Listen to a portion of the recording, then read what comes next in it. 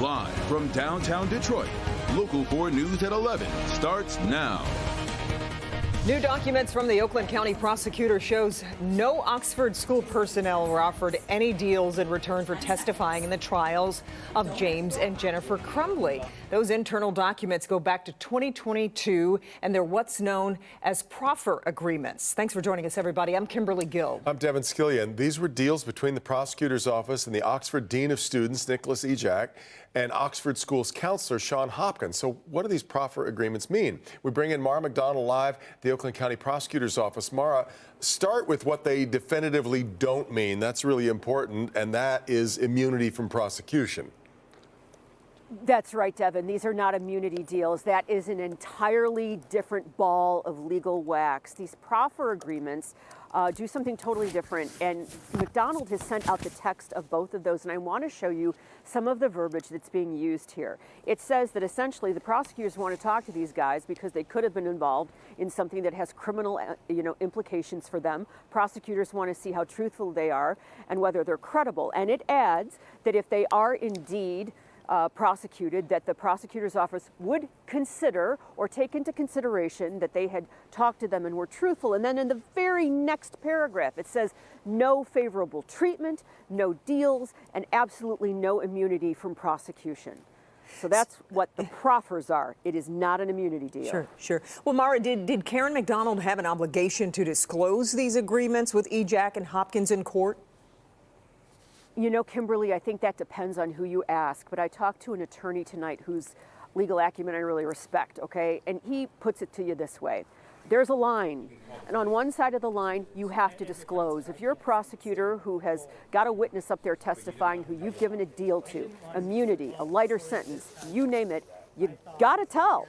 Well, he says that Karen McDonald didn't do that. So she's on the other side of that line, but she's really close to the line, and the line is mighty thin. Well, and Mara, she was kind of ambiguous during her news conference after the James Crumbley verdict when she was asked about potential charges against anybody at the school. She's been clarifying that, right? Yep, she clarified it tonight definitively, Devin. She said there will be no criminal charges against school personnel. She says her office has determined that the evidence doesn't support it. Now, clearly, there are a whole lot of parents in Oxford who feel very differently. That's why they're going to court to get the school district's governmental immunity from prosecution set aside. So no criminal charges, but could there potentially be a civil trial? Maybe. So, Mara, we had reported that James Crumbley made threats toward the prosecutor while he was in jail, but we don't know what they were or when they were made. Is there any clarification on that tonight? Well, Kimberly, sources have told us that those jailhouse threats made on the phone, some were from last year, some were from earlier this year. And, you know, he's savaging Karen McDonald and saying horrible things. Now, she tonight is not delineating exactly what he said about her. However, this is pretty interesting. She says she's going to put, essentially what was said in his pre-trial sentencing report or pre-sentencing report, because she thinks, and these are her words, that it shows a lack of remorse on his part and the judge ought to see it before sentencing happens. And Kimberly, Devin, before we go tonight, I want to share one more thing with you. These proffers agreements were made on January 5th of 2022. And Oxford parents who have seen these tonight, I've gotten some texts. Karen McDonald may have thought by sending all this out tonight that she is clearing the air and showing it in black and white. And that may well be. But a lot of these parents, their reaction has been utter disgust, because if you think about the timeline, that's about a month after the shooting. That day they were going over to high school to get their children's things. And from their perspective, they think these two are up here, their words, not mine, trying to save their skins. We're live in Pontiac. Back to you. Very interesting. Okay, Mara, we appreciate it. All right, our other time story is the weather. Things are calm, very cold across Metro Detroit, but it could get interesting come Friday. Yeah, forewarned weather team tracking a snow system set to move into southeast Michigan. So let's get over to Kim with a look at the latest timetable on this, Kim. Well, right now we've got temps that are only in the 20s. So first we have to get through a very cold night tonight.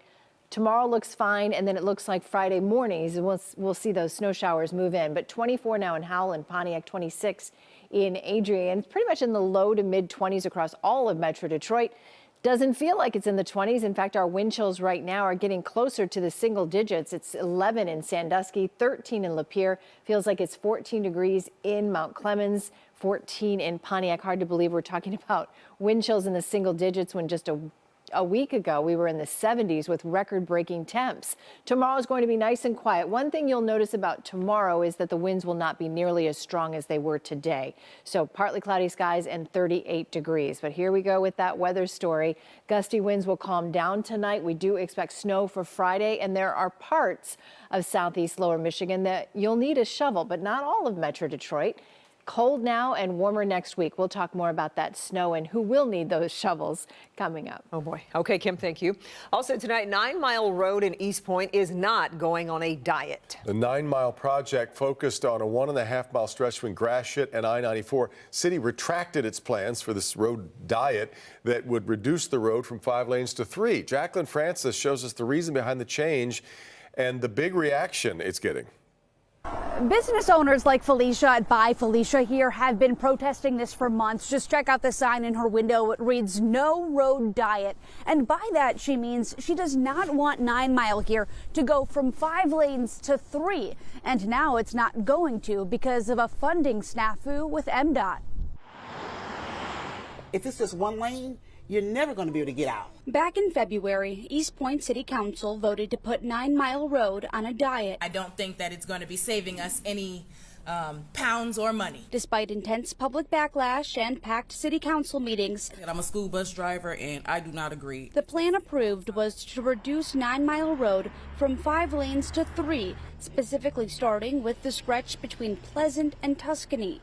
But the Michigan Department of Transportation now says they won't pay for a road diet. MDOT said due to the change of scope, which was the changing basically the intent of the project, it's no longer just a reconstruction, that the funds cannot be used. The topic was discussed at Tuesday's City Council meeting. They were not comfortable with the data from 2021 as it was taken during COVID. If they were to move forward with the road diet, the city would have to foot the bill, rejecting MDOT's money. I can't cast a vote to deobligate the funds. I think that's too risky. Council voted Tuesday to move forward with the 5-lane construction project funded by MDOT. One city councilman is still holding out hope that at least a small portion of 9 Mile will slim down to 3 lanes in the future. Forward, there's still phase 3 where we could still do a road diet on a portion of 9 Mile, just not the full section that we've talked about. So when he mentions phase 3 there, potentially one day going on that road diet, he's referring to further down 9 Mile between Tuscany and Kelly Road. Reporting in East Point, Jacqueline Francis, Local 4. All right, Jacqueline. New at 11, 4 people are in custody after a chase on Detroit's west side. The chase ended in a crash this afternoon in the area of Joy Road and Ohio. Investigators say they tried to run away but were quickly taken into custody. We still are waiting word on what the vehicle was originally wanted for. The nephew of Michigan Congressman Dan Kildee is expected to be arraigned tomorrow on murder charges. Timothy Kildee is accused of killing his father after a domestic incident in Vienna Township. The Genesee County Sheriff says the arraignment will happen from the suspect's hospital bed sometime tomorrow between 11 and 1. We'll, of course, be following that and bring you the latest on Local 4 News. Man charged in a string of home invasion sexual assaults due back in court tomorrow for more charges. Today, a judge read the charges against 52-year-old Michael Holcomb in connection with the attacks on 2 elderly sisters in Dearborn. One of them had no mobility, had to crawl up the stairs to call for help. Another had to run from the house without clothing to scream for help. Prosecutor Kim Worthy says these facts are the worst she has seen as prosecutor. And I've been the elected prosecutor for almost 20 years. And when I tell you, in those thousands and thousands and thousands and thousands of cases I've seen, heard about, presided over, actually tried myself, advised my staff, this is among the worst set of facts that I've seen. Tonight, the elderly sisters are in the hospital. Meanwhile, police in Allen Park also suspect Holcomb of sexually assaulting a 13-year-old girl in that city just 3 hours prior to the other attack in Dearborn. Police in Florida are looking for a Detroit Lions player wanted in connection with a domestic violence charge. The Hillsborough, Florida County Sheriff says Cameron Sutton is wanted for aggravated battery domestic violence in connection with an incident in the town of Lutz. where he allegedly assaulted a woman. The sheriff telling people to be on the lookout for a Jeep Grand Wagoneer Sutton may be driving. Tonight, the Lions are responding to the allegations, saying, quote, "We became aware of the ongoing legal situation involving Cam Sutton this morning. We will continue to monitor the situation and we will not have further comment at this time," end quote. Sutton is coming off his first season with the Lions. He played 17 of the team's 20 games. We'll, of course, keep you posted.